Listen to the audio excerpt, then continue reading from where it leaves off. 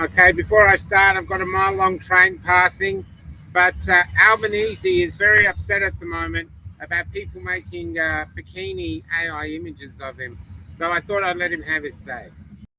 Moved various sites that were up containing fake images of myself superimposed on other people.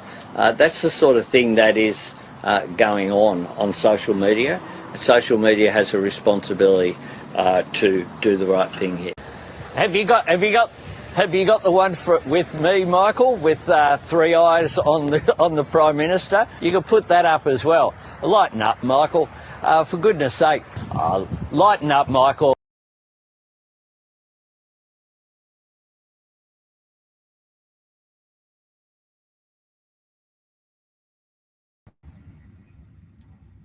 Okay, thanks to the train, thanks to the generator stopping and all these things. We're still here and we're going to go on. Now, tonight we have an interesting lineup.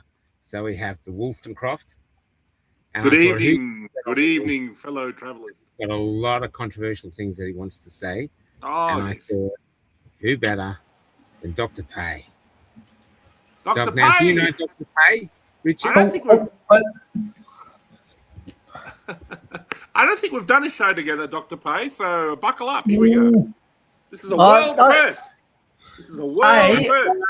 I'm so glad you made it, Paix. I hope you're in the mood. I hope you're all in the mood to invade Greenland. That's all I've got to say tonight. Yes. Come on, let's do this. Okay, I just got something here to start. I actually want to start with this. Basically, we'll get back to Twitter in a sec because Canada, England, and Australia want to ban Twitter. But yeah, crazy. The NSA guy who's in jail is Joel, right? His name is Joel Davis. That's correct. Yes. Okay, I want to read this about him. Look, let's put up. So this is by, I can't read his name. So he's arrested over social media post, charged with harassing a politician. Post was telling others to ratio the politician on X was posting about him and his group. Prosecuted by national security investigation teams. Remanded and put on into solitary confinement. Bail denied, unacceptable risk of reoffending. Misses the birth of his child. Misses Christmas. Bail denied again. Transferred to a maximum security prison. Gets internally classified as a national security threat despite no evidence of terrorism charges. Placed on punishment ward. Minimal to no out of cell time. Denied access to TV. No access to Bible. No access to priest or chaplain. Showers restricted or denied. Phone privileges restricted. Lost communication with his lawyer after being classified as a national security threat. Random new charges being added. Political prisoner, mate. They call it political prisoner. Political prisoner in Australia. This is what we're at. Oh, yeah, absolutely. You know, it's ridiculous. For someone who's spent time in jail like that, Bruce, what are your thoughts? And these are the Nazi boys that they're seen as, but we're a free country. They're allowed to have a conversation, and our forefathers fought and died so they could be Nazis if they wanted to. So what are your thoughts, Bruce? Did you say we're a free country? No, we aren't, unfortunately. It's the mate. It's the dope speaking. I recently revised what Stalin said about free speech as a result of Bondi and the immediate rush of government to just clamp down on law-abiding citizens even more rather than do a root cause analysis. And Stalin was asked about free speech, and he said, we don't let our citizens have guns. Why would we let them have words? Yeah, exactly. So, you know, I mean, it's very Stalinist, you know, I mean, all this, you know, obviously the whole Bondi thing, the way this, you know, they want to clamp down on various forms of speech. You know, obviously the people they're going to target first are going to be the people in the, you know, the National Socialist Network or whatever. They're going to be the canaries in the coal mine, as the saying goes.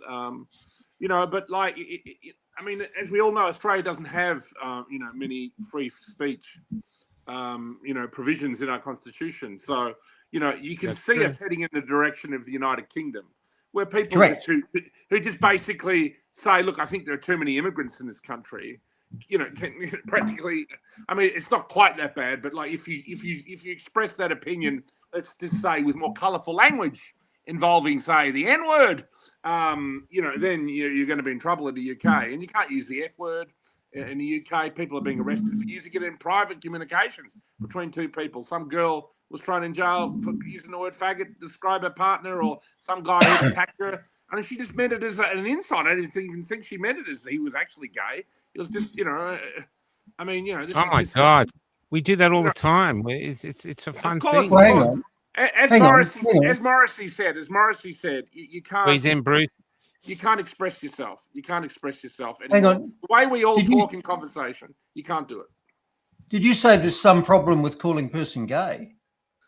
Well, with the F word, yes, apparently. Isn't that a compliment? In the UK, I'm talking about, not here, but I know a lot of gay people who don't have a problem with the F word and use it themselves. And I know some black people who don't mind using the N word. It's just that I thought it was we white people, we can't use the word nigger. What's going on? I mean, what's happening here? I thought it was stunning and brave. Yeah, there we go. See you in jail, Stunning and brave. I mean, why can't? Why? I think that's the problem. One of the great things about, say, I remember Nick Giannopoulos, the whole word wog, is that he normalized it. He said, I'm a wog boy. He made a TV show. He did a theatre thing. But then he also basically allowed Skippy, Anglo-Saxon people like myself and yourself, call him a wog. I mean, I knew Nick Giannopoulos. I'd see him out in the club and he'd make a joke. And I'd go to his face. I'd say, look, you're a silly wog. And he'd look at me. And there's that moment of like, how did I mean it? Of course, I meant it in a nice way, because I like wogs. I like Greeks, Italians, all that.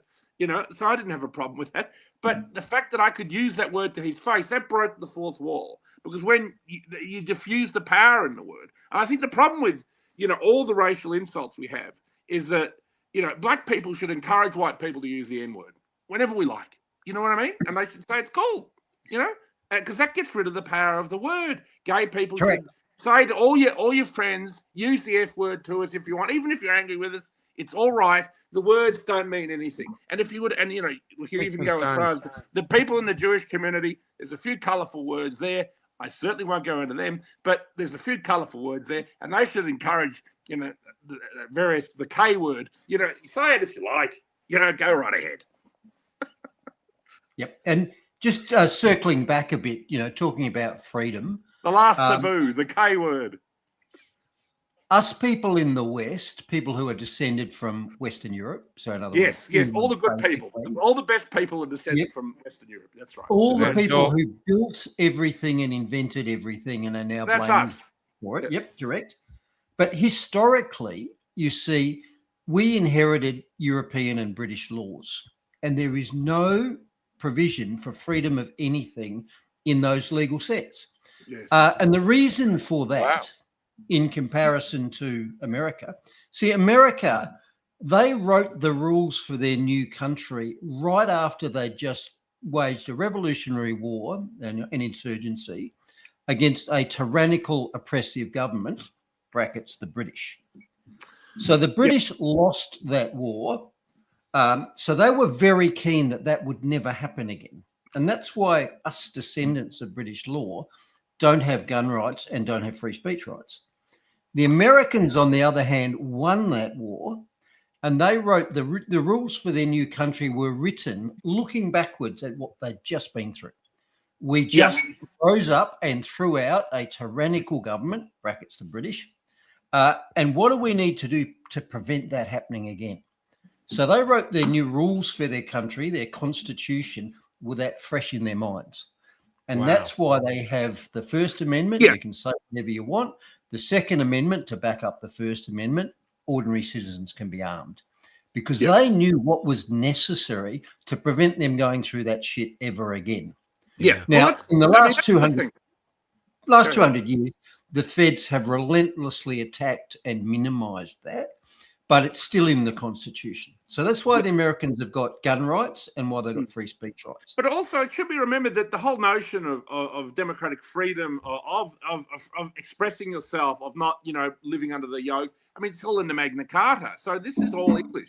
I mean, essentially what's known as the democratic free world that is enjoyed in many countries, many European countries, what's called the West, Western civilization, which is most of Europe, Canada, United States, Australia, New Zealand, and a few other places. That all comes essentially from the English genius for parliamentary democracy. So in the sense, that's one thing Starmer says. He says, "Oh no, England has a proud tradition of freedom of speech." Actually, it does. It actually does. I mean, most of the great, things that have happened in the world has been because English people have decided to say something. I mean, we ended slavery, for example. The fact that slavery doesn't exist is certainly not because the Arab world loves slavery. The African world loves slavery because they were making the money. They were selling off the people they didn't like in Africa. And of course, the Jewish world was deeply involved in this as well. The only people who decided to stop it were we Anglo-Saxons. Maybe stupidly when you can look at the way things have gone. Now, another thing too, just moving on. So Australia, England, and Canada are getting ready to ban X. And why is that, mate? Why are they want to ban? Well, we know why. These are the women that are doing it. So these are the women, and this was really interesting. It's always the women, and above all, the young ones who were the most bigoted adherents of the party, the swallowers of slogans, the amateur spies, and noses out of orthodoxy. Orwell, 1984. But that's their first picture. They were going to put this. They all look like that woman who got. That picture didn't go down as well with the thing, and but bunch of dominatrix. They're the women who are getting ready to ban X. Question for you, Michael. You've listed the women, and to be honest, the women are the ones who want to take away the freedom of the men. They want to castrate them and minimalise them and marginalise them. Now, my question is this, and I'll phrase my question with the following background. On Friday, I spent 12 hours on a fire truck running over Middle Victoria in the worst conditions I've ever fought fires in, and that included the Grampians last year, with a lung full of ash and soot with massive heat loads on the truck. The truck overheated because we clogged up everything with ash. And I would say 80% of the firefighters I saw were men aged 50 plus. Another 10% were men aged less than 50, and 5 to 10% were women. Okay. And I spent 12 hours on a fire truck today. In fact, I rushed home, sat down. That's why I was combing my beard, no time for makeup. Bit of grooming. You can't tell. I smell a smoke at the moment. I literally just. That's a nice smell. I like that smell. I just came in. So, question is, okay, given that men traditionally are the warriors in your society, men are the rescuers, they're warriors. That's just a fact. They're more interested in doing it, and by and large, they're better at it. End of story. I'll debate that with anybody. So, what are your women going to use to enforce their brave new world once they've castrated all the men? Yeah, well, there's this whole thing that maybe this kind of way that women have kind of, really entered into politics in Western countries is a huge mistake. I mean, maybe everything went wrong with, giving women the vote 100 years ago or so. Of course it did. Now, let me say something. Where everything went wrong. You know what I mean? Why do we ever do that? Richard, shut the fuck up for a second. Thank you. Let me agree with you without you butting in, all right? So, yes, 100 years ago, women got the vote. And in every country, every country where women get the vote, 100 years later, it is a socialist shithole. And I'll explain to you why that is. It's because when we lived in hunter-gatherer tribes, men and women had very different jobs. Of course. The men went out and chased stuff and caught shit and killed it and brought it home. So the men were competitive but cooperative hunters. They were violent warriors who went out and cornered, captured, tracked down, caught animals and brought them home. So the men were in a competitive world where success depended on you being competent. Now, when they came home, they gave the spoils of the hunt to the women. The women are the domestic managers at home. And the women's job is a socialist job. The job of the women is to divide the spoils up rather than let the kids fight for it. So the teenager, steals the food off the 8-year-old who steals it off the 4-year-old who dies. So women are hardwired to be socialists, and men are hardwired to be warriors. Fascists. That's the way it is. Fascists. Let's call it. Let's say what it is. Fascist. I agree. Men are hardwired to be fascists, and I think our whole society. Hang on. But all you're doing is talking, mate. All you're doing is talking. It's saying. I want you to define fascist, because the meanings of words matter. And let me just look to my side. Can I pull it off my bookshelf? Violent hunter-gatherer. There you go. There's a good definition. Now, I've read Mussolini's biography, and Mussolini, of course, was the father of fascism. Great hero, great man, very great man. Mussolini defined fascism as a marriage between the corporation and the state. Mm-hmm. He's a dialectician.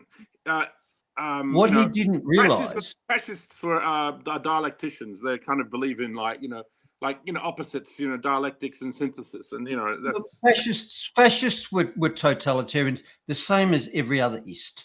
I don't care if you're a communist, a socialist, a fascist, a technocrat, whatever. Well, what's wrong with totalitarianism? What's wrong with it? I'm an individual, mate. That's what's wrong with it. If what? Okay, totalitarians. I'll answer your question. So in the world, there are two sets of people. There's the people like me who just want to be left alone. Yeah, well, you're welcome to be left alone. I mean, in a fascist, I'm not welcome to be left alone. Not at all.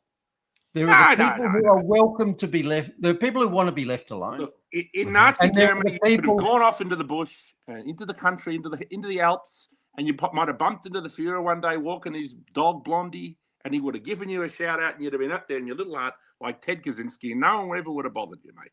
Richard, when you finish making my point, I'll make it because it's different. All right, mate, go on then. Okay. We're talking about fascist. I've told you what Mussolini's definition of fascism. He's allowed to define it. He's the father of fascism. I've read his autobiography. Well, he's one of them. There are many, but go ahead. I have a degree in political philosophy, fascism. So if you want to argue this, we can go ahead all night. Again, once you finish making my point, I'll continue, but it might be different to the one you've made. So Mussolini defined fascism as a marriage between the corporation and the state. Okay, well, that's one of his definitions. The corporation is big business, and the state is government. It could be said that meant capitalism. It's like a mix of capitalism and the state. I'm not saying I don't want to get diverted into capitalism, because again, you're making my point, which isn't my point. So why don't we let Bruce finish, and then you can have a say, Rich? Otherwise, we're wasting everybody's time, Richard. Yeah. So I take Mussolini's definition of fascism, which is a marriage between the corporation and the state, which means big business and the state run everything. Now, what Mussolini got wrong is he didn't know that the government was on the bottom. He thought the government was telling business what to do. No, in the modern world, business is telling government what to do. Have a look at the COVID era. Pfizer bought world governments, and they got the governments to do what they wanted. Now, reference back to what you said when we talk about totalitarians, I said there are two sets of people in the world. There's people like me who just want to be left alone, which means we don't want to be told what to do by government. And there are the people who just can't leave them alone, and that's everybody else. And that's why I don't get to do what I want to do most of the time, because 90% of society wants to be told what to do. And they elect another 5% who like telling people what to do. And you got 5% left, like me, who just have to go along, or we get crushed by the boot of the state because we are. Are you finished now? Are you finished? We need some bats, Michael. We need some. You got Paul's. I knew this was going to be feisty. I have to say in a sec. Dr. Paul's not here. He has a slight medical condition, so he's taking some time off. Nothing major, but I think what you're saying there is just overly simplistic. Obviously, the world is full of all different kinds of people. It's not just full of people who want to be left alone and people who want to bother those people. There's all kinds of gradations and variations along that spectrum.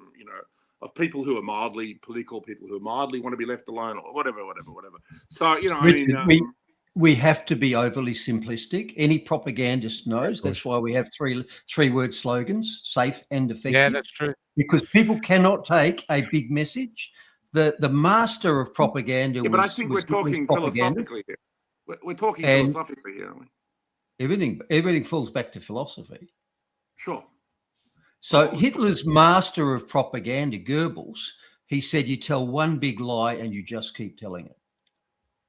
It's a simple message that you just repeat over and over and over again. Safe and effective, safe and effective. He said a lot of things. He was a very interesting fellow. And, it would be fair to say that, a lot of what you see within, modern propaganda, modern media, to some extent, he's had an influence on that. But so is someone like Edward Bernays, who was the nephew of Sigmund Freud. He invented modern, I guess, what's public relations and modern marketing. He's extremely influential as well. And actually, Goebbels studied Bernays' writing to it from the 20s, around the Weimar period and all that. So, it's a complex issue. Obviously, these companies do like that. Would you agree, Rich, that complexity doesn't sell? If the leaders got out and told complex stories and included multifaceted... Well, I think the interesting thing, let's break the point of corporations. They couldn't sell it, did they? Look at it. Remember, ban the boats.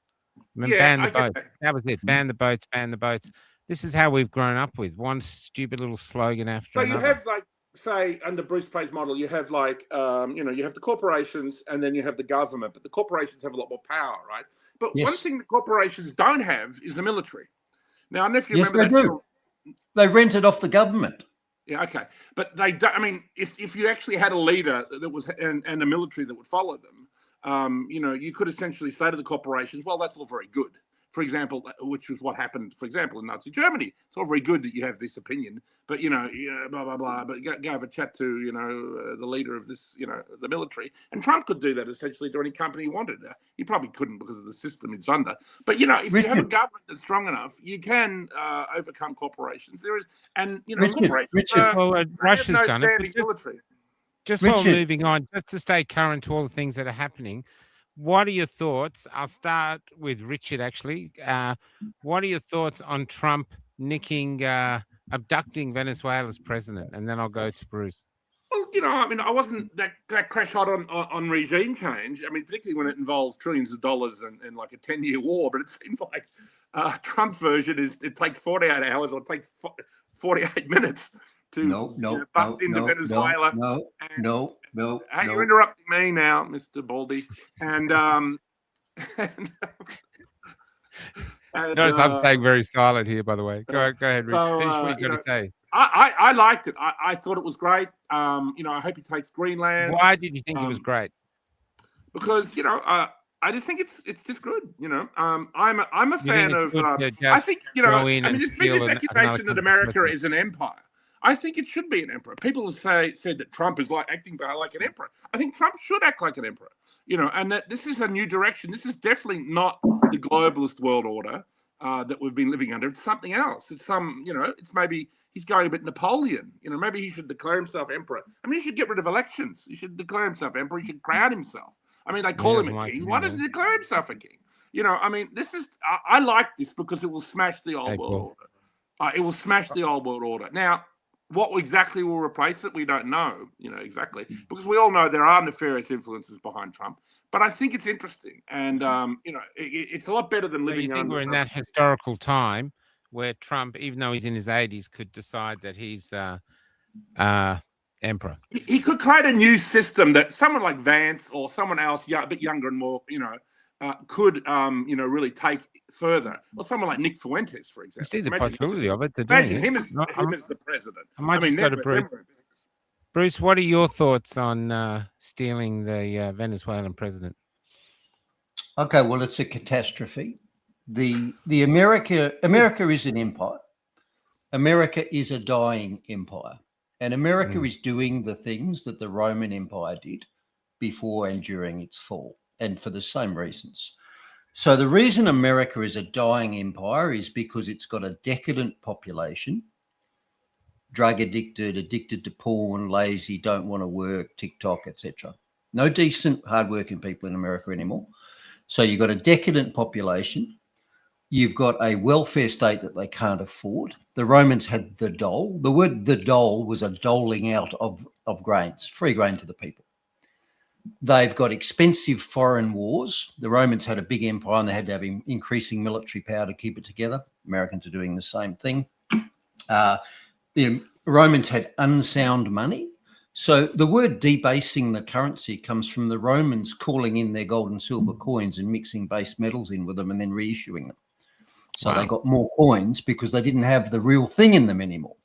So are you saying that the period we're in now is like when like Rome went from a republic to under the Caesars, under Julius Caesar and Augustus and Caligula and people like this? Look, I'm unsure about the governance model, but I do believe that America is a late stage declining and failing empire. But how long did it take the Roman Empire to fall? Look, it depends how you define it. It could have been centuries. 400 years, right? So it went into east and west, and that's sure. But how long have we been declining for? At least 100 years. 100 years, yeah. But we might have 300 left. So yeah, I doubt it. Anyway, and the final things you get with a dying empire, you get barbarians at the gates because the barbarians work out that your country is now unsound and they can invade it. They're the immigrants. Well, immigrants, legal, whatever, legal or illegal, legal or illegal. And they're there to plunder it. They're there for the welfare. They're there for the free stuff, not the free dom. Yeah. So I think what we're seeing with America, the question was, what do I think of the Venezuelan you didn't like it? Adventure. Why didn't you like it? Okay, well, multiple things. One is because it's a symptom that America's in decline. And when America goes, the West goes, because we're even worse. But why is that a symptom of decline? Because when you've got a declining number one military power in the world, they become increasingly desperate to use that power before whoever the second level power rises and challenges them. So they often go to war while they still can, rather than wait. And it's China. China now makes everything in the world, and wars are all about making stuff and using it. But hang on a second. Can I interrupt there? Why's taking Venezuela's oil also cut off the oil supply to China? Why? And it will actually stymie China in that sense. It's a very clever kind of Trump 4D chess move. Yeah, look, that's a minor point. The strategic picture here is America's a declining empire and it's doing the thing. But hang on, you say it's declining, but maybe it's just beginning. Maybe America's really about to enter its imperial phase. Maybe Trump's not going to stop. Why stop too? Why stop at Greenland? Why not just take everything? I've just told you. Because who's going to stop? Told you why. Wait, Rich, wait. Let's finish. I've just told you why I think America's a declining empire, and I don't want to have more of that discussion because I'm talking to the audience. But I've given you the parallels with Rome, okay? And I've said that one of the things that declining empires do is they go on military adventures while they still can. So America just took military action against another sovereign country. They ginned up a false casus belli. Casus belli means just cause for war.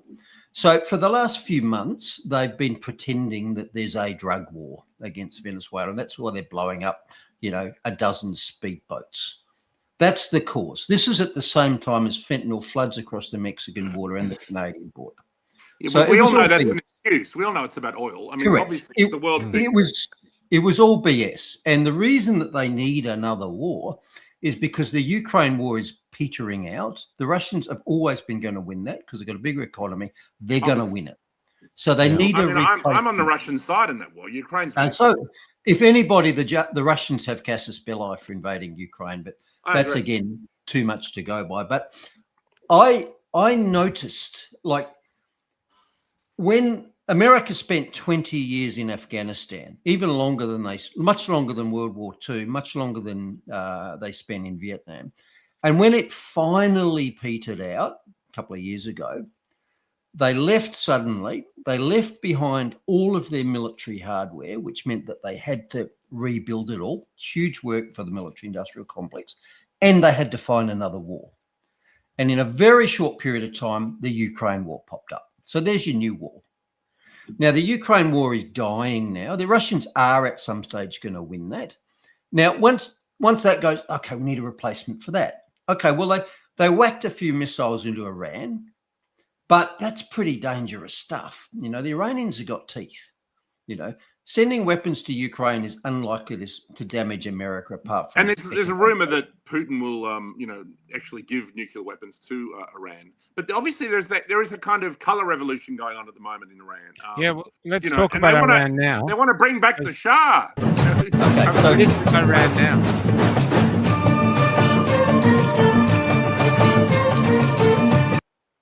So this is Iran now. Now, some people are saying it's all bullshit. But look, these days, how can we possibly know? AI can fake anything. But okay, let's say there is a revolution going on at the moment. Yeah. Maybe there is, maybe there's not. Maybe the Americans are fomenting it, maybe they're not. The Americans would like regime change in Iran, so would the Israelis. But let's concentrate on the Americans. The Americans. Can I interrupt there, Bruce? Are you sure America wants a revolution in Iran? Because if suddenly they have a revolution, don't they lose one of their greatest enemies? I mean, Iran's a great enemy. It's of no threat to them, and yet they flog it out like this is the most dangerous. So they lose that. I think they want to lose their Oceania.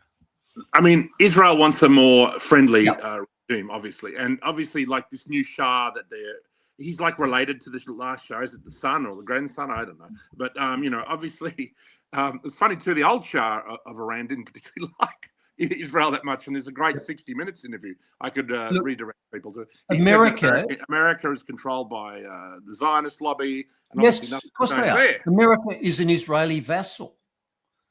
So it doesn't matter whether the Americans want a regime change in Iran. It matters whether the Israelis want the Americans to. Yeah, okay. Yeah. That's the real thing. But let me circle back, because we're talking about Venezuela's about, we're told it's regime change. We get rid of Maduro because he's a bad man.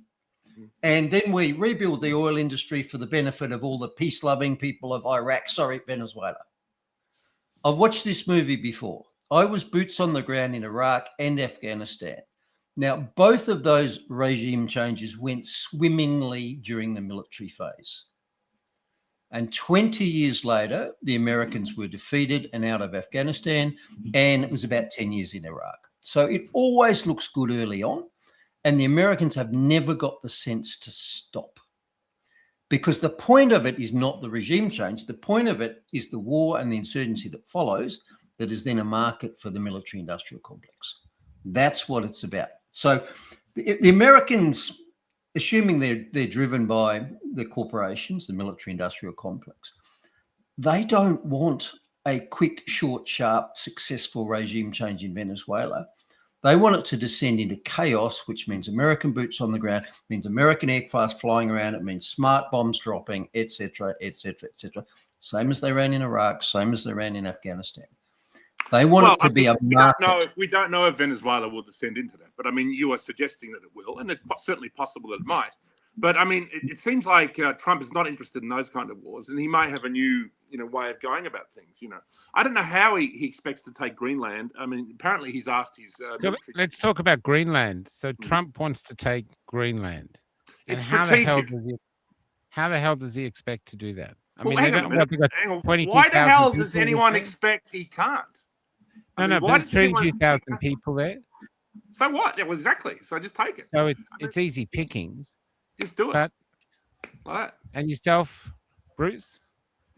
I think the Greenland thing's just a Trump thought bubble, to be honest. I don't think they're serious about that. Although, no, I think it's strategic in relation to Russia and China, and it's got a lot of rare earth minerals, and it's pretty much untapped resources, and it's also right next to America there. I think it's like the Anschluss when Hitler took Austria and made it part of the Greater German Reich. I think what we're seeing is the Anschluss of Greenland, which will be and how did that work out? The Greater American Reich. And I think how did that work out? See America enter a true imperial phase at the moment, and I actually support that. And how did that work we're going to have a lot of Zionists along for the early days. We're going to have a lot of Zionists along for the ride, but we don't know where this road exactly goes, and this road can go fucking anywhere, if you know what I mean. The only trouble with this, Richard, is you talk philosophy and you talk the fun and the legends of it, but war means sons dying. War means families dying. War means just pointless death. War means hatreds. Let me finish. War means hatreds entrenched into countries that they can't get rid of. It's not a film. Yep. It's not a Netflix series. These are real humans who just want to live, being taken over. And the only reason they'd have wars is somewhere there's some rich cunt who wants to get richer, and he's going to kill a lot of ordinary poor people just so he can buy another. I would maxi yacht. say that That's the actual thing. an It's American America's insane. takeover of Greenland would probably benefit Greenland people more than the current situation. And also, as Trump said, Well, I think you if should ask the we don't Greenland take people it, if America doesn't take it, China will take it, Russia will take it. And who's China invaded, apart from Tibet? Yeah, okay. America is making, I guess, I what don't you see call China invading anyone. preemptive moves. They buy it. I mean, they own us. China owns so much of us. Yep. It's incredible. Yep, they buy it. Exactly right. They buy it. We're a it. bit 50-50 with China and America, aren't we? You know, and the thing. But let's go on this. I just want to show this is what when you talk about what's wrong with totalitarianism, this is it. Iran, 1970. Now they've had 47 years of strict Islamic control, and the current things coming out of Iran is that they're burning mosques. So it's we'll have to see what happens, what's real or not. But totalitarian systems, I think, last 1 or 2 generations. But then the young, like what happened in Romania, hit the streets and go, "Give me liberty or give me death." They're not sustainable for that amount of time, because most people don't want to be fully controlled. They want to be individuals, and you can't be that. I'm not a fan of totalitarianism. I'm not a fan of the regime in Iran, but I mean, to a certain extent, Iran, Russia, China, North Korea, these represent, polar opposites to Western values in many ways. And there's certainly, many of them are regimes I don't particularly like, but there's a certain, I guess you could call it balance, balancing act, that they bring a certain balance to the world with the fact that they are different, you know what I mean? And that they do have different, ideas about running the world. Obviously, I'm not a fan of war if it can be avoided. Do you think we're a regime now? And I'm going to show you a point. Bruce, tell them about the New South Wales laws on gun ownership. This is totalitarian. Totalitarian gun grab. And so for a start, it was a bit like Port Arthur. So within a week or 10 days of the event, they'd rushed a suite of totalitarian laws which removed citizens' rights through the parliament completely. And 2 of the worst things in those laws are, number 1, there is no right of appeal. So the arbiter of whether you're a fit and proper person to own a firearms license is the Commissioner of Police. And I've been down that road myself, because when I moved to Victoria and applied for a firearms license in Victoria, I got a letter from the Commissioner of Police saying that he was inclined to deny, based on the fact that SAPOL, South Australian Police, had advised him that I was a matter of interest, subject of interest in an ongoing investigation, and my whereabouts were unknown. That was complete bullshit. Are you a sovereign citizen? No, I'm not. No, he's a doctor. I'm an independent. I'm a self-sufficient citizen. So either the VicPol commissioner just lied, or the SAPOL commissioner lied to him. Because I then went into a police station in South Australia and said, "I understand I'm a wanted man, please arrest me." And the desk sergeant went, type. I have no idea what you're talking about. So based on that... Well, I think it's unfortunate that we don't have a right to bear arms like in America. I mean, I do think that, again, and I agree with you with what you said earlier, that America does have these free speech things in the Constitution. But we are seeing the rise of the stocks of Pauline Hanson. And, she spoke, being more liberal with gun rights. She's spoken of, being a lot more of a free speech advocate. I think this is, Australians are to a certain extent, and the fact that they're the second most popular party at the moment, I mean, that's incredible because, we've been living under this, two-party, system, which is it's the same party, as we well know. There's 2 wings and one beak, and we all know who the beak is.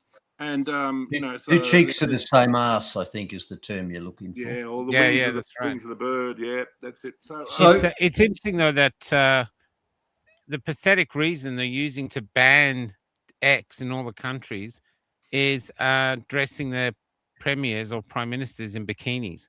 That's it. That's why he got. Well, is that why they want to ban it? I mean, that's just That's why. ridiculous. That's why I played that opening. I mean, is Albo that big a soft cock that he can't handle someone mocking him? Yeah. Imagine if Trump got upset when someone mocked him. You know what I mean? I can imagine. This was all people do online is mock Trump, even people who like Trump. The meme of the day. Look at this. So show me on the dial where the memes hurt you. Right here in my mangina. Yep. Crazy. But Michael, just circle back. I'll finish my answer. So there are two particularly egregious power grabs that the New South Wales Premier took within 10 days of Bondi.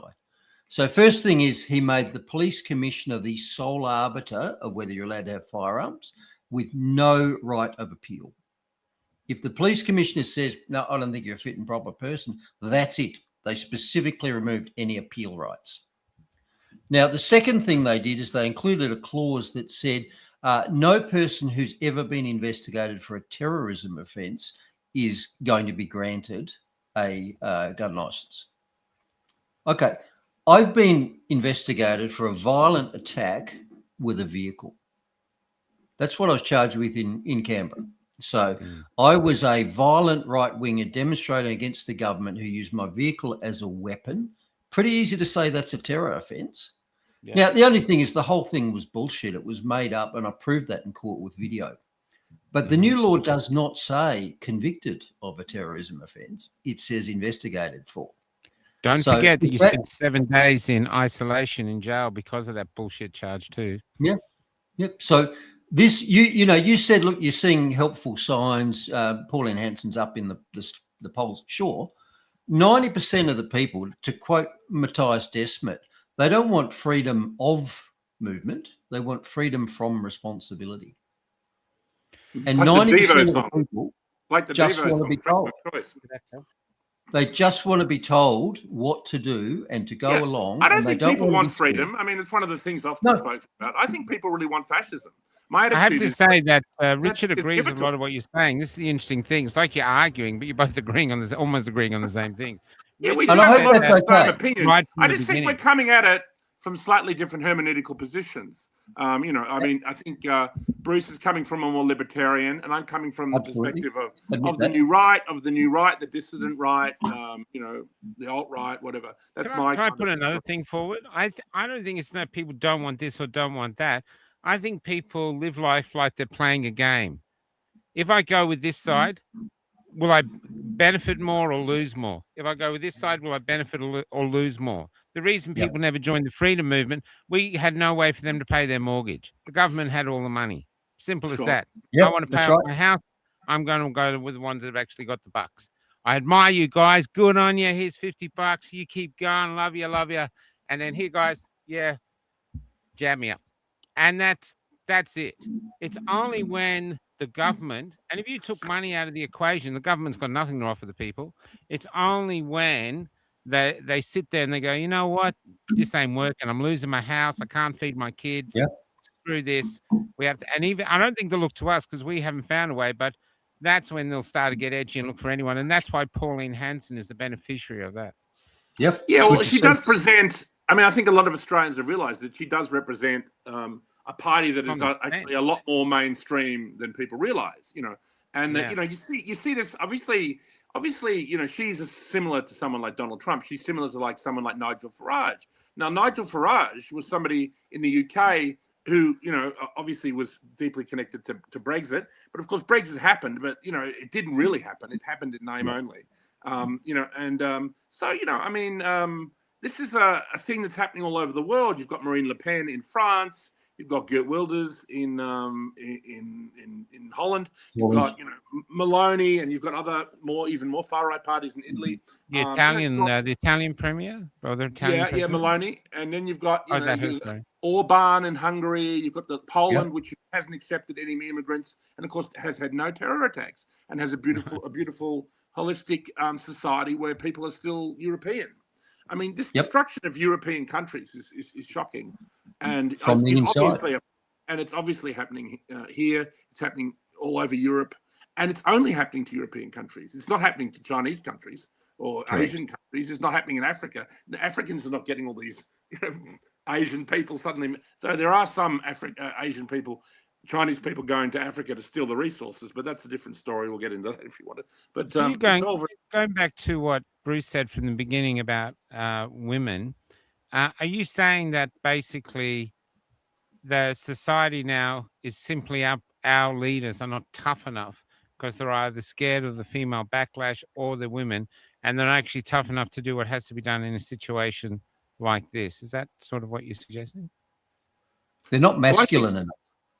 Not masculine enough. Yep. Yeah, I think that women, obviously one of their major points is empathy. And the problem is when you empathize with psychopaths who are leading us or secretly controlling us, you got a problem. You don't want to empathize with psychopaths. You want to defeat them. You want to fight them. Right? Crack them. And you say you don't want a war. Well, when psychopaths are coming for you, you got little choice. You know what I mean? So, what about Margaret Thatcher and the Falklands War? Yep. Well, I like Margaret Thatcher. There are some conservative women who understand borders. Not many of them, but there are some. She was one. Thatcher was one of them. Yeah. And before they launched on that war, she had a visit from the head of the Navy when her defence minister said, "We're screwed, Mum." She had a visit from the head of the Navy who said, "We can go down there and take the islands back and it'll cost us between 5 and 10 ships." Mm-hmm. Wow. She had a warrior. Can I put another argument forward, Bruce? What if I've been in the workforce before the theatre? I was in the workforce, and what I noticed, if you worked in a government job, you had to be willing to betray your colleagues to get a promotion. I was a postie for a while, and the only way you could become a duty manager, you had to. So I'd be the postie, I'd become a duty manager. I had to dob you both in for something, anything, and then I'd go up. This has been happening for about 20 years now, maybe longer. So we filled our upper echelon with weak people who are self-serving, willing to sacrifice their mother, and they literally have no backbone and don't give a fuck about the country. And you look at it's all yes men. And that's why Albanese is the pinnacle of weak leadership, because beneath him is just a weak pyramid of leaders. He, in a sense, even though he's a man, bureaucrats. Even though he's the man, and that's why it's funny to put him in a bikini, because he really is a female leader in many senses. Yes. In the sense that he's not manly in any way. He's not gutsy. The most gutsy thing he did was probably wearing a Joy Division T-shirt after meeting at Trump, because he's making a bit of a funny fascist joke, isn't he? But that's about the most gutsy and funny thing I thought he ever did. But look, Trump is obviously an alpha male, and in a sense, Pauline Hanson is the kind of, if she would be an alpha female, in the Thatcherian, model, look. But you see, in like the Liberal Party in Victoria, they put in that Jess Wilson or whatever. She literally looks like the daughter of Jacinta Allen. I mean, like they look the same. She looks like 20 years younger. And this design Susan Lai, is the leader of the Liberal Party. She's so hopeless that obviously she's partly responsible for the reason that One Nation is pretty much going to take the place of the Liberal Party. So we can actually see the death of the Liberal Party. I think we're witnessing, and because they have been so hopeless, they were terrible during the pandemic, as you well know, and they have let us down, the Liberal Party. I backed them for a long time. My parents voted that way, so I often backed them. But as soon as Pauline Hanson appeared, I would always support One Nation, because I thought the right-wing party was never right-wing enough. Even Pauline Hanson is not right-wing enough for me. Bruce, you've been working all day, but there was something else. There's so much going on at the moment. I actually think the whole world is in chaos. It's almost on purpose to keep everyone sort of on edge, and no one knows which way to turn. And common sense is truly under attack. If you want to have a promotion or you want to move ahead now in any business, you literally have to lie. Climate change exists, men can give birth, all that other fucking bullshit. Yep. You cannot tell your truth. Would you actually conceive that we're actually already in 1984, and the only thing that George Orwell got wrong was marketing? He saw it as grey, but it's actually yellow, like through a filter of McDonald's. But we're actually in that amount of control now. And is it proletarians? What does he call the rabble in 1984? The proletariat. Proletariat. That's us. And they're in the upper echelon. The proles. I think we're in what's called the fourth turning. And if you want to know about the fourth turning, it's a very difficult book. But look it up, the fourth turning. And the fourth turning says that history is not linear, doesn't go like that. History goes like that. It's cyclical. And you go in basically 4 generational cycles. They call them the seasons of 20 years each. And each one is quite different to the others. And it's characterized by the childhood experiences of the people who then become the leaders.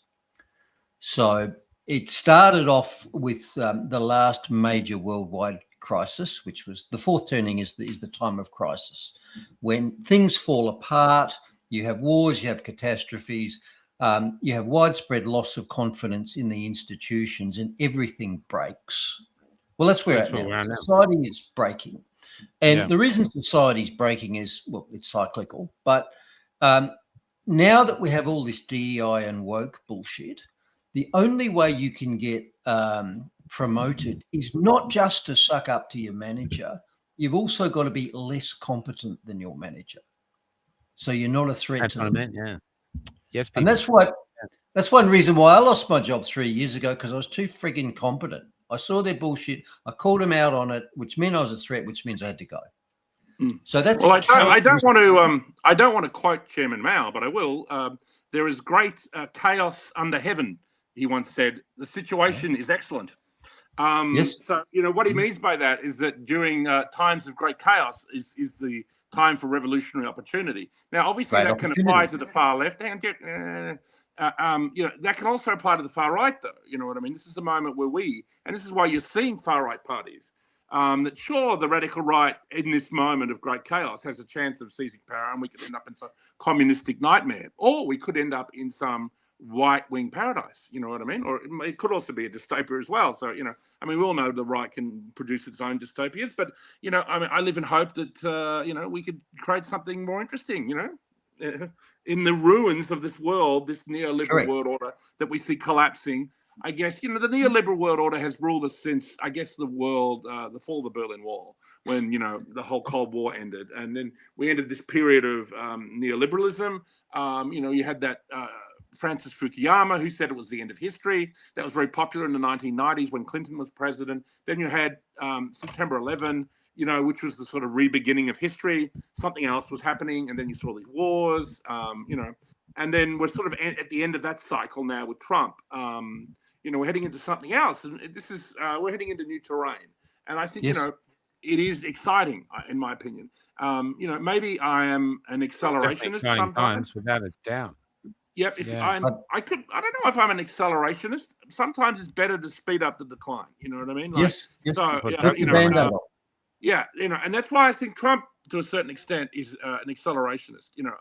Because one of the best things you can often do to your enemies is give them exactly what they want. You, Richard. Yeah. Is our country worth protecting? Absolutely. I love Australia.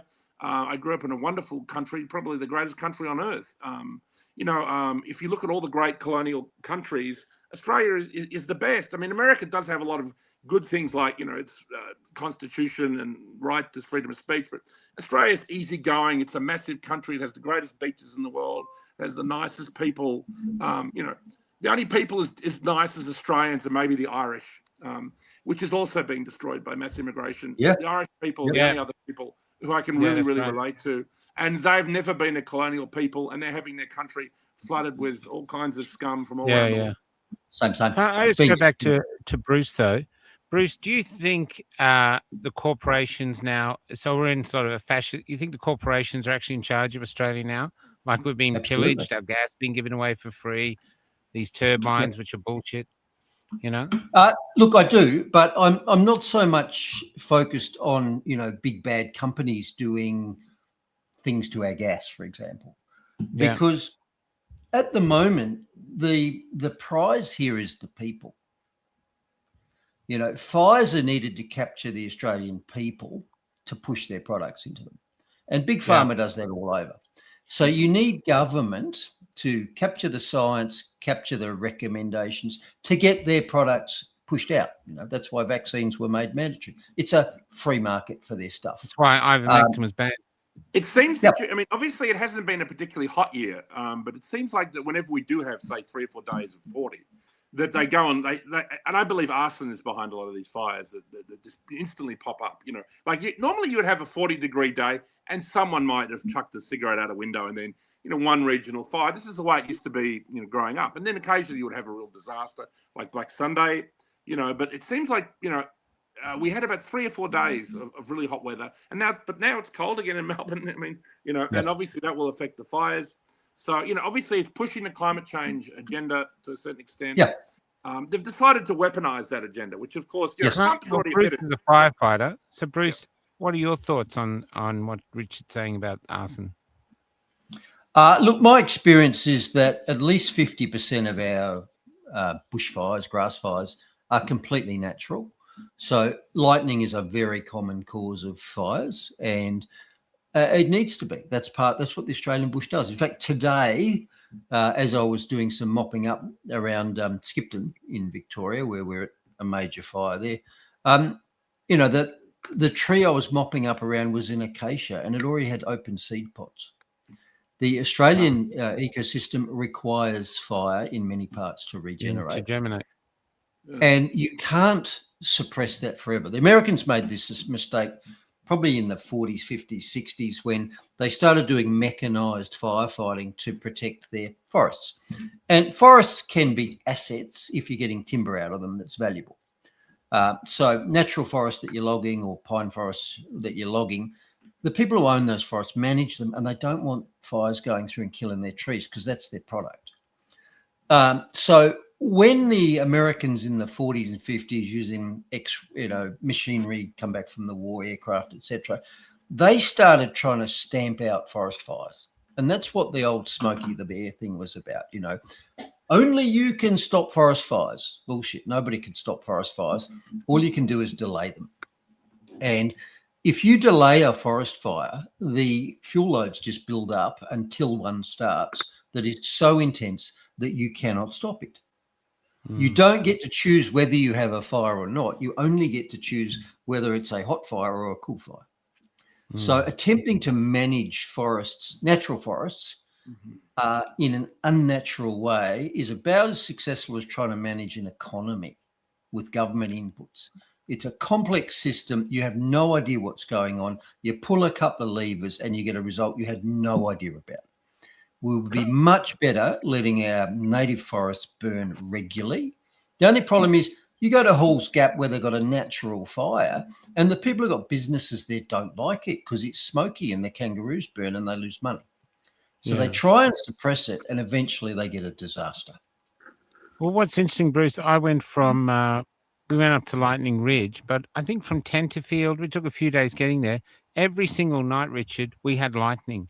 Sometimes right around the bus. There you go. Constant. Oh, yeah, look, And it come up so he could see that the lightning I would started. agree with what Bruce says. Yeah, 50% sounds about right. Yeah, obviously, there's been bushfires in this country long What's before the motivation of everybody. Do you know why the Blue Mountains are called the Blue Mountains? No. Because when Cook landed, he noticed this blue haze hanging over them from bushfire smoke. Oh, wow. It's natural. It's natural. Now, the problem so what you're saying is we're causing greater fires by not allowing it to be natural. By just there's two sorts of. We end up creating. We get two sorts of fires, outside fires in Australia. We get bushfires, which are fires in bush, and you cannot manage that. It just needs to burn naturally. You can't do anything about it. If you try, you just get a bigger, hotter fire less often, which is more disastrous. Now, the other set of fires you get are grass fires. So outside of the native bush, you've got vast areas of land which are cleared and are used for productive activity, sheep farming, cropping, etc. Now, that grass grows every year. But while this is a fascinating topic, it's not really politically relevant. No, but this is where that's where I am now. Just so this is all the grass. No, nothing to burn there, mate. Oh no, there is plant, but it's just low stuff. That and goats, millions of goats, millions of goats. No goats, maybe. Millions of them, man. Have you got a gun, Michael? I actually don't know why we're not eating them. They're all here. Well, the Arabs don't want them. They're completely healthy. They look fantastic. You got outside with it. They got no vaccines in them. They got no antibiotics in them. They What, the are kangaroos? brimming with health. Oh, the kangaroos! They're on the dead on the side of the road. None of them are dead on the road. We've seen one or two dead. It's all kangaroos. But I'm thinking, why aren't we eating these guys or milking Well, them or doing some. something? They're a I mean, resource, isn't here? there is some demand for kangaroo meat, but not a lot, really. I think. No, You know. goat meat. I'm talking about. Oh, goat meat. There's, yeah, I actually think there's less kangaroos because I think the goats are eating them out of a house because the goats are eating everything. You know what I mean? So yeah, it's just interesting being out here. That's one Can we of the get things back being onto out politics here. since that's my métier? Well, I think what was left. So we did Trump. We did the woman who got Iran, shot by we ICE. did ICE. X. The woman who got shot. Oh, the ice lady. The Yeah. woman who fucked around. What are your thoughts on the ice lady killing?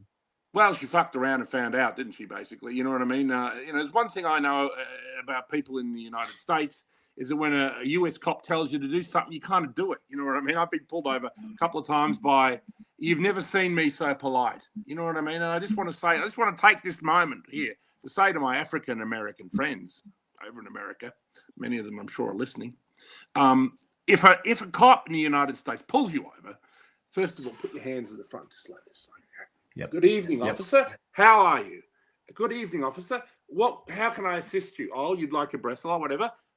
Can I hop out with my arms raised? Believe me, if you do that, you don't get shot. And I imagine this woman who just got shot by the ICE agent, if she'd said, "Oh, Mr. ICE officer, what would you like me to do? Oh, get out of my car. You don't like me blocking your vehicle or whatever?" I'm sure she'd still be here with us to have a whinge about ICE and tell us her own opinions about it. I mean, obviously, look, I don't celebrate the death of someone. Obviously, it's bad, but this is a lesbian woman who, instead of being home with her children, is out, trying to interfere with the legal removal of illegal immigrants. So obviously, I don't support that cause. I support what ICE is doing. It's not great, but after the death of Charlie Kirk, I mean. We all know that the left was celebrating the hell out of that. And I've noticed a few people on the right have been celebrating this silly woman. Yeah, I do. With a fountain. One of them had a fountain with the water coming out of her forehead. That was kind of rather amusing. But, it's very, very, very dark, very black humor. Well, it's tribal now. Can I get to Bruce? What are your thoughts on that, Bruce? I've seen two sets of vision on it. The claim is that she was driving dangerously at police and she struck and injured one. That's the claim from the establishment.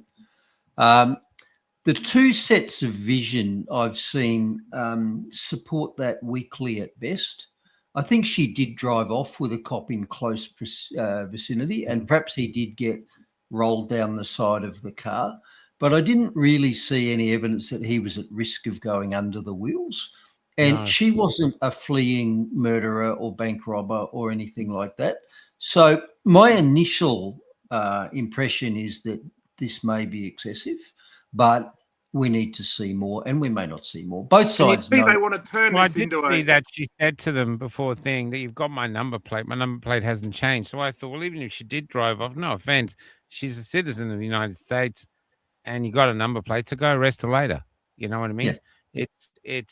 It seems to be excessive, but look, we're not there in America. This is America different. Yeah, and they seem to want to use this as a kind of female George Floyd. Even years ago in Melbourne, there was that autistic boy with two knives in a car park, and he was about 14 or 15 or something, and he had two knives, and they killed him. And there was things later that he's a 14, 15-year-old troubled boy. Surely there must have been some other way they could have done it. Hit him with a car, shoot him in the legs, taser him, all these things. But they killed him. And so we're the same that way. Well, another thing out here that, because we're going downtown, a lot of the stories we're telling now is, and I want to clarify this is not about immigration, because I'm an immigrant. And I've worked and grown up with immigrants all my life. This is mass migration. We're talking in country towns now where they're saying they're just coming in droves. It's a complete culture shift. There's actually going to be no reason for them to integrate because their entire culture is coming with them. Yeah, they shift them in. And I think it's not even the people who are coming here. I get it. Hey, let's go to Australia, get all this free stuff. I get it. There's nothing against them. It's our government. And that thing that we had a guy in Canberra tell me, is that the Treasury, every migrant has a dollar value, and the government has said, "Oh, we get all these migrants in, we get all this money," and they've spent all that money. So it's just money. The Treasury doesn't give a crap about the people. The government doesn't give a crap about the people. It's just about trying to balance the budget and stuff. That's what his take on it. I got a feeling that it's something deeper than that. But so, what are your thoughts? I'll go with Bruce first. What are your thoughts? I think it's deeper. I think they're actually destroying Western culture at the moment, destroying the family. Well, of course, destroying everything. The West is committing suicide from the inside. You know, Yeah. the West is not being murdered; it's committing suicide. Yeah. And we've had this. It's like during the COVID era, where every single decision that our wise rulers made was not only in unison with every other set of rulers, but every single decision was demonstrably and first principles wrong.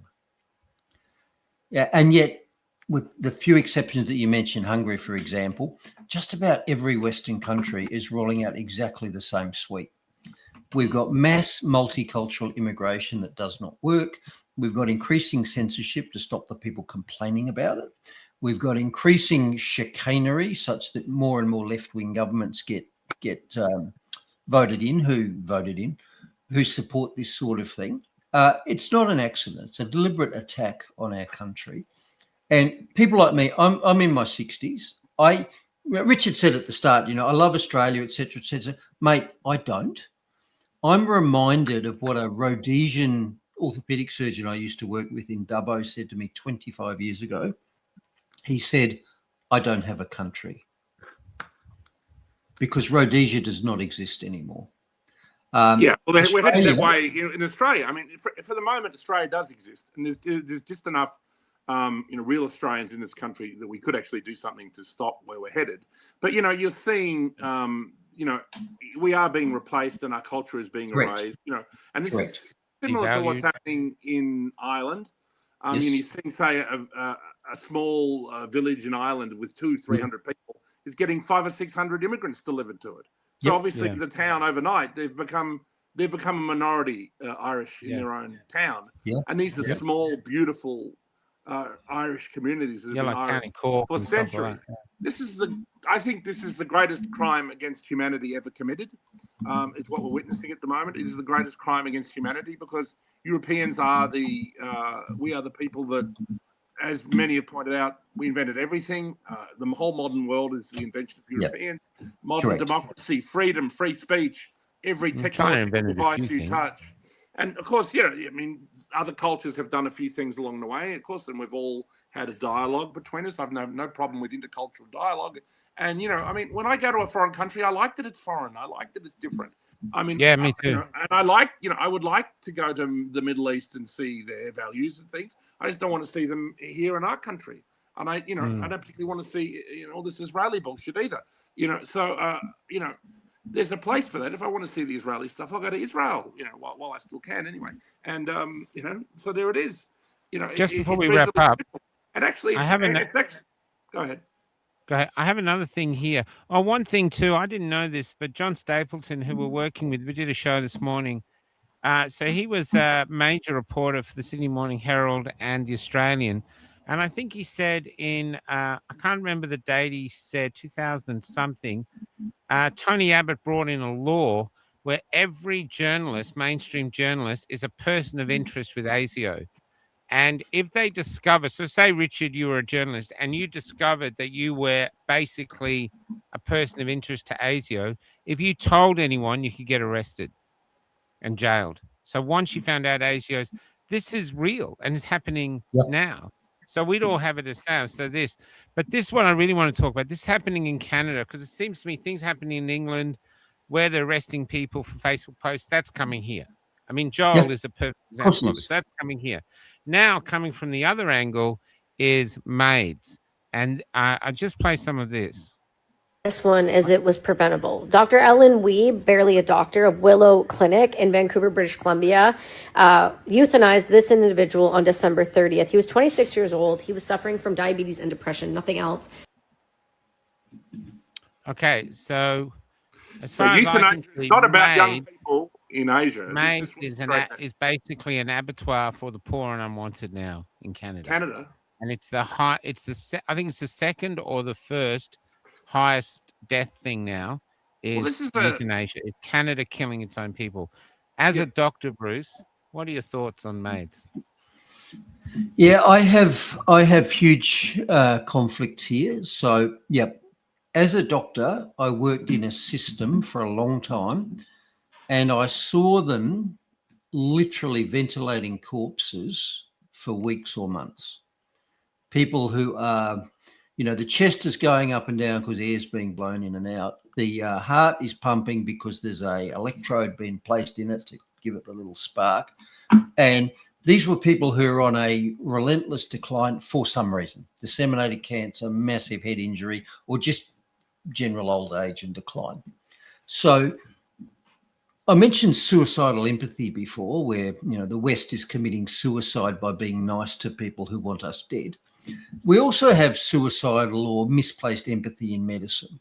So if you look back historically, when you lived in a tribe of 50 people, you were related to all of them to a greater or lesser extent.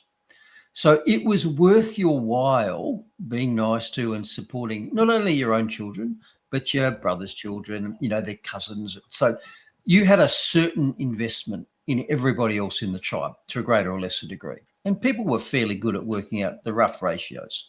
You're nicer to your kids than you are to your nephews, than you are to your great nephews, et cetera, et cetera. Now, fast forward that into the modern world where you've got these massive, cities which are full of people who don't know each other and aren't related, and where the state will just swoop in and rescue anybody and ventilate a corpse forever. And so grandma, who has got dementia and a fractured hip and disseminated cancer and is on the slippery slope, and it's not getting better from here. She falls over at home, she gets carted off to the hospital, and she gets pumped into this machine that does nothing but extract value from her until she's dead. Can't fix it. And the family just want everything done, because that's the sort of carryover from when you lived in a tribe of 50 people and you did have a natural reason for keeping everybody you saw you cared about because you were related to them. In the modern world, you're not. So the rallies come in the hospital, say, we want everything done. The government pays vast amounts of money to achieve nothing, just keep these corpses alive forever. And the medical industry parasites off it. So that's one side of the fence. We pump huge amounts of resources in with no hope of any benefit. And it's not like these resources are cheap. We can't afford what we're doing in society now. And health is consuming an ever larger thing. NDIS. No, it seems like you're making the argument that euthanasia should go ahead. I said I have mixed feelings on this. So one feeling is but basically, in summary, if you were to read like the little book of. So the one side is I see a lot of waste in what we're doing, and I see it suicidally driven. Yeah.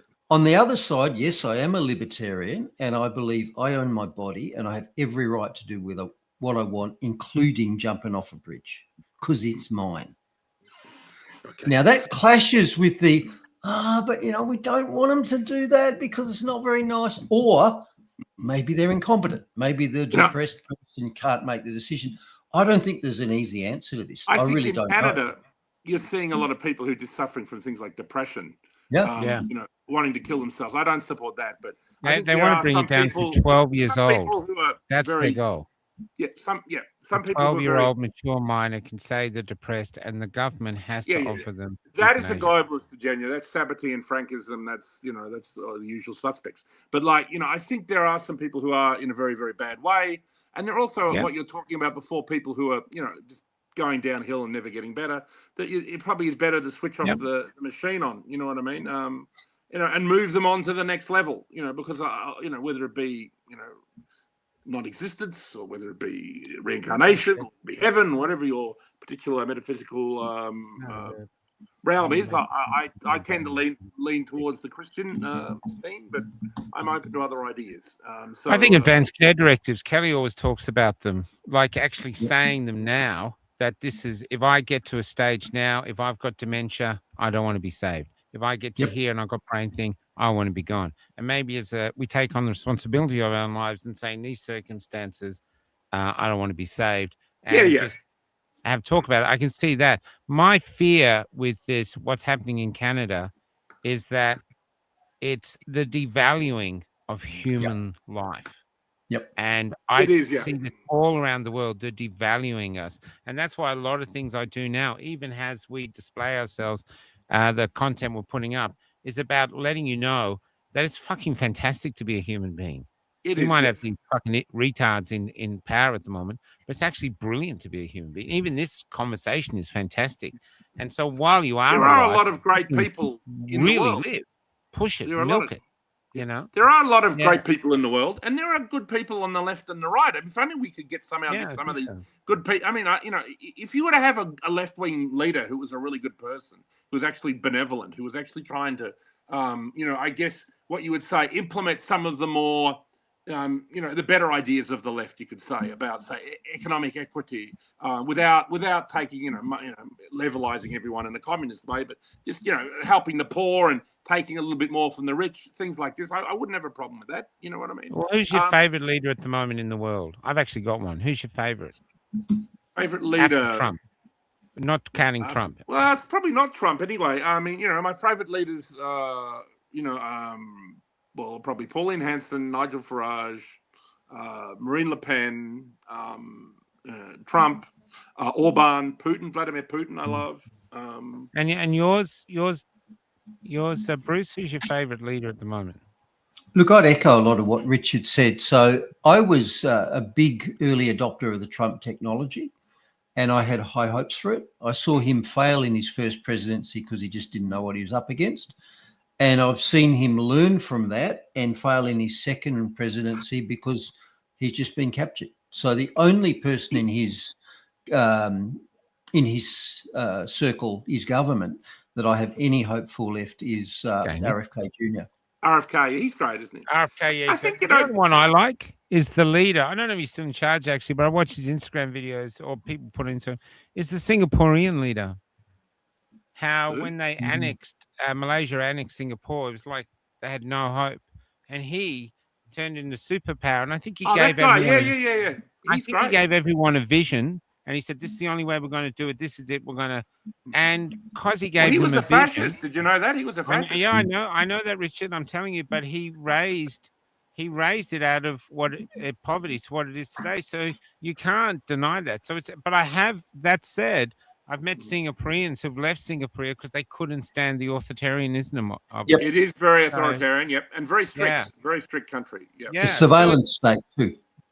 Sure. Yeah, which is what there's a great video around everywhere you're driving the country now. They've got these huge boxes with cameras on it saying traffic counters. And I saw a video of someone, and it was on the ground. He said, "You really shouldn't push these down." And obviously he'd done it. But another great society. They're everywhere now.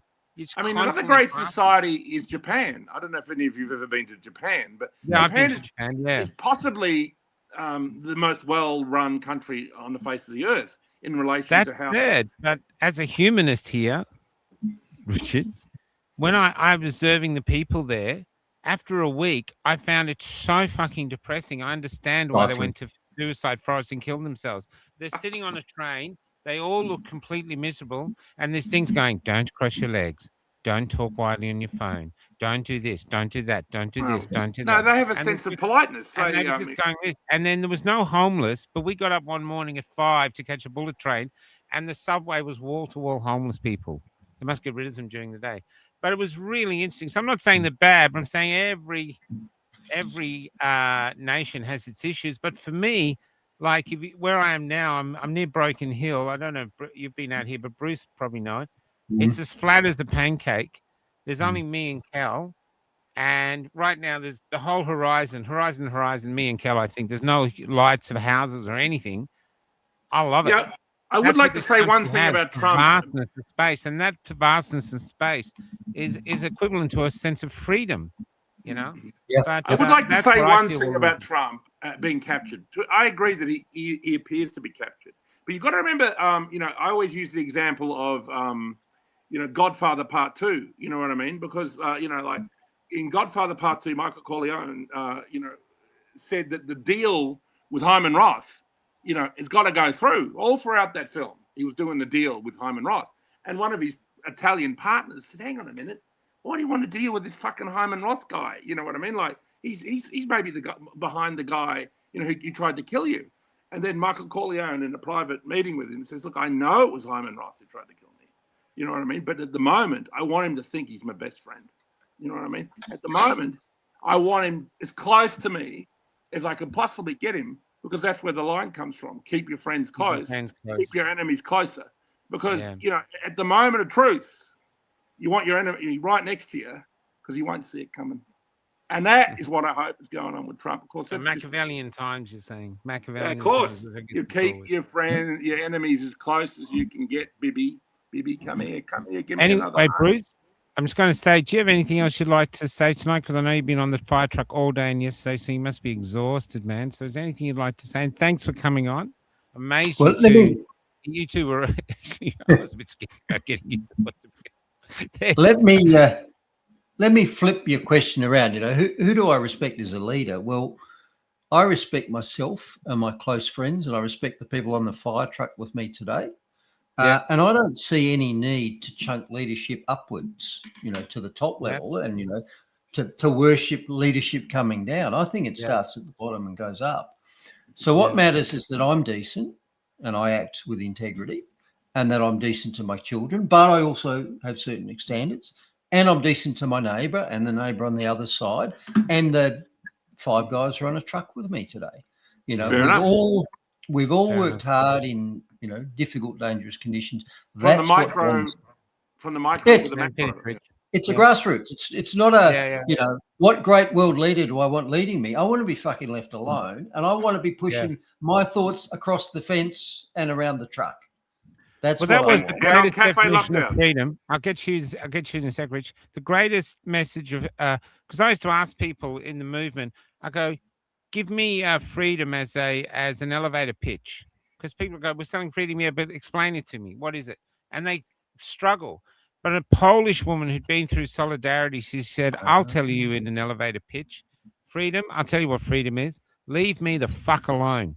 Yeah, that's right. That's it. And that's it. Leave me alone to be me. I won't hurt anyone. I'll obey your laws and leave me the fuck alone. But this government can't. Richard, anything you want to say to go out? And then I've got one funny thing to finish. Well, I just think, it's always a dialectic. It's always a conversation. When you talk about freedom, you necessarily enter into a conversation with unfreedom. And when you're talking about what leaders we admire, I mean, I am obviously someone who's attracted to bigger figures. Someone like Bruce is attracted to people on a more micro level, like local government, like these people he might know in town. That's more the position of someone like David Thrussell. And of course, I respect that. And of course, I believe that too. I mean, obviously, I am same. I like to, work and collaborate with people, and who like yourself, Michael, who I know and respect, or whatever. And so I agree with that. And it's been great chatting with Bruce tonight. We've never done this before. Obviously, we've had a little bit of a clashing of heads, but that's always a positive thing. Again, from a position of dialectics, it's good to always have different opinions, but obviously we are on a lot of the same page, all three of us, and that's a good thing. But it's also good that we have difference of opinion, and we can come together, through fascist dialectical synthesis. Thanks, Rich. Well, look, we're just wondering here, because Albanese is so upset by the bikini pictures, we're wondering why he's so upset, and this meme might offer some explanation to why he's so upset with bikini pictures. Yes. Yes. Just saying. Does anyone miss Tony Abbott? I mean, he was a bit more right wing than fucking. I met Tony. I actually talked to him. He was very decent. Right, he's all right. Yep. Yeah, I've spoken to him as well. I thought he was. It's actually. I wouldn't actually mind getting him on. Let's get him back. Might be getting on some really interesting people through John Stapleton, because he's so well connected. 30 years in the media, so he's really well connected, and there's sort of another group. It might be with you too, Richard, of all these intellectuals who've been shunned, and John reckons they'll talk. So it's going to be fascinating coming up. We're doing a Sunday morning show, so we'll see from there. Okay, we're going out with Lucky Country. Bruce, thanks for fighting for all the people you fought for today. You are a hero. This country is effed in the head. You're an absolute hero, Bruce. That's all when I think of you. You're an absolute hero. Fantastic for what you're doing. We don't Thank you, deserve Bruce. what you're out there saving us. We don't. And After what we've done thanks- to you, you're still there. Thanks for letting Richard and I You butt know, heads. Where's the This rest of is your how it beer? Did it works. get burnt off today? It's probably a bit smoky, but let me finish. Thanks for having me on. Thanks for letting Richard and I butt heads. And this is what men do. Robust decisions. There's no hurt feelings here. There's no, you can't say that because I'm protected. And by the way, it also means if you're wrong, you say you're wrong. I was wrong. I looked it up while we're talking. The Blue Mountains are blue because of the eucalyptus oil haze, not because of the smoke. So there you go. I've admitted I was wrong about that one. Very good. Good. We've recorded that. And Luckily, I've been right the whole time tonight, so I don't have anything to look back on. All right, guys. See you tomorrow. And Good night. we're gonna get Good on you, boys. Rock See you, on. Bruce. Bye-bye. Thank you, Bruce, for your service. Thank you for your service. When I met Jesus Christ, he was almost 10 years old. And he was helping his mother push a trolley full of all they owned. And because they couldn't find an inn they could get in, they were heading to the city and leaving Bethlehem. Couldn't you perform a miracle? I'm out of him, he said. I tried turning nothing into warmth, but it just made my mother cry.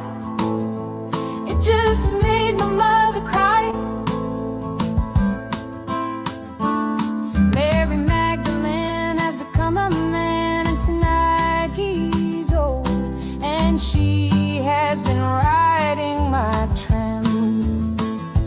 Now it's late and she's trying to sleep beneath a poster for a bank. Your dreams are important to us as it bathes her face in gold. Come give us your natural gifts. We make wealth from toil. Come pretend for history's page that we're advancing our straight affair. Let's pretend that we're all advancing our straight affair.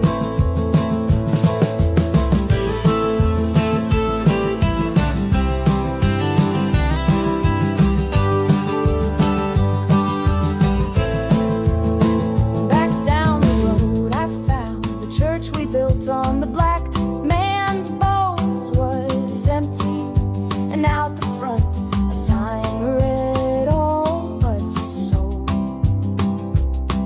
A sign read all but sold. And we all owe so much money, but to whom we're not quite sure. So head down, we just keep running along our fading golden shores. So head down, we just keep running along our fading golden shores. Come give us your